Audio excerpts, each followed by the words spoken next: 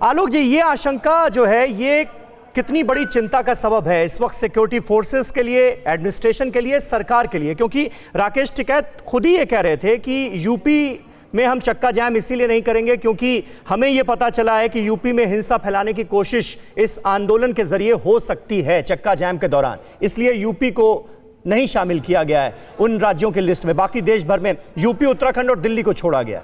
तो ये आशंका जो है ये किस तरह से कितनी बड़ी चिंता को जन्म दे रही है इस वक्त? देखिए सभी जी, आपने ध्यान दिया होगा कि सिंधु बॉर्डर के लोग निकल करके काफी लोग इधर भी आए हैं और उनमें पहले भी जो हम कहते थे कि एक खालिस्तानी तत्व भी रहा है जो खालिस्तान को लेकर के एक तरह से अपना कुछ झंडा गाड़ना चाहता है। पहले उसने किया, आज भी इसलिए कोई भी चांस सरकार या पुलिस नहीं ले रही है और सिक्योरिटी फोर्सेस के लिए चुनौती है घर में, दिल्ली में, राजधानी में, उसके आसपास। दूसरी तरफ हरियाणा और पंजाब में तो चुनाव है ही कुछ महीने बाद।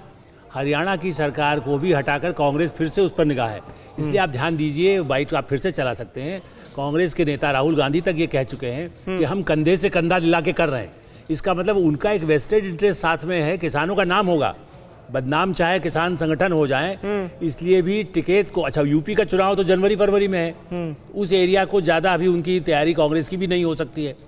मुझे लगता है कि इसके पीछे राजनीतिक कारण भी है जो गड़बड़ फैलाने के, ताकि सरकार के ऊपर यानी आपके कहने का मतलब है कि किसान आंदोलन में सियासत पूरी तरह से हावी है, बहुत हावी है और बाहरी तत्व भी हावी है। आज भी देखिए सरकार क्यों सतर्कता बरत रही है। पाकिस्तान, सारी दुनिया से जो खबरें आई हैं देश से, अब वहाँ अमेरिका से, कनाडा से, ब्रिटेन से, कि लगातार ऐसे कुछ सूत्र हैं जिसके अभी जो जांच हो रही है उससे सारे सामने तथ्य आ जाएंगे। प्रदीप जी, लेकिन ये ऑपोजिशन पार्टीज के रोल पर जब हम बात करते हैं तो ये आपको किस हद तक नजर आता है? क्या ये इससे सिर्फ ये ना माना जाए कि किसान आंदोलन चल रहा है और किसानों के मुद्दे को सपोर्ट है इन ऑपोजिशन पार्टीज का, या फिर कहीं ना कहीं इस आंदोलन के पीछे ही ऑपोजिशन पार्टियां, ये कहना जो है इसके पीछे क्या लॉजिक है?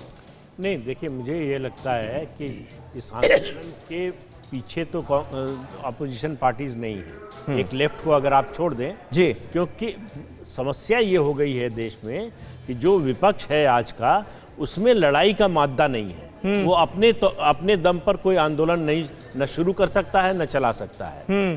तो वो इस तलाश में रहते हैं कि कोई वर्ग नाराज हो, वो आंदोलन करें, हम उसमें घुस जाएं। यही कोशिश जो है इस आंदोलन में भी हो रही है। जो आलोक जी बात कह रहे हैं बिल्कुल सही है। कांग्रेस जो बोल रही है कंधे से कंधा मिलाकर चलेंगे, राहुल गांधी का बयान है, वो यही है कि इस लेकिन मौका तो तभी मिल रहा है ना जब हम देख रहे हैं 72-73 दिनों से इस मसले का कोई सोल्यूशन नहीं निकल पा रहा है और सोल्यूशन सरकार को ही निकालना है। बिल्कुल ठीक कह, देखिए सोल्यूशन तो निकलता है जब दो पक्ष होते हैं तो दोनों पक्षों की रजामंदी से सोल्यूशन निकलता है। ऐसा नहीं है। अब आप देखिए जब से बातचीत शुरू हुई है 11 दौर की, सरकार लगातार कंसीड करती गई है ग्राउंड। हम ये भी मान लेंगे, ये भी मान लेंगे, ये भी मान लेंगे। आखिर में यहाँ तक कह दिया कि हम 1.5 साल के लिए कानून को लागू करना मुलतवी कर देते हैं।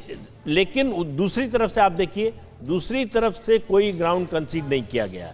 वो एक ही बात पर अड़े हैं कि ये 3 कानून खत्म होने चाहिए, लेकिन ये नहीं बताएंगे कि इन 3 कानूनों में खामी क्या है, इससे किसान को नुकसान क्या होने वाला है, ये नहीं बता रहे हैं। तो क्योंकि उसमें कुछ है नहीं ऐसा, उनको भी मालूम है कि ऐसा नहीं है। अब आपको मालूम है कि पंजाब में कॉन्ट्रैक्ट एक्ट लागू है, बिल्कुल वहाँ लागू है, और वहाँ अभी जो सेंट्रल कानून बना है, केंद्रीय कानून बना है, ये 3 कानून बने हैं, उसमें कॉन्ट्रैक्ट एक्ट में है कि किसान के खिलाफ कोई कार्रवाई नहीं होगी अगर वो कॉन्ट्रैक्ट से बाहर जाता है। पंजाब का जो एक्ट है उसमें तो कार्रवाई हो सकती है, जुर्माना और जो है जेल भी है। बिल्कुल, उसका विरोध नहीं हुआ। ठीक है। परवाह देश की, सोमवार से शुक्रवार रात 10 बजे TV9 भारतवर्ष पर।